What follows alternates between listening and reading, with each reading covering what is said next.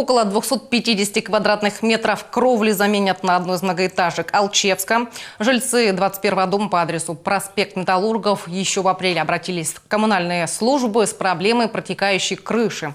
Ситуация оказалась серьезной. Дом сразу внесли в график работ на ближайшее время. Бригады демонтировали часть старого покрытия и сделали цементную стяжку. И уже сейчас весь фронт работ почти выполнен. 2-3 дня мы закончим. Сильно потекли квартиры в этот зимний период и очень сильно текло до 7-го этажа. Пришлось нам вне графика выйти на эту кровлю.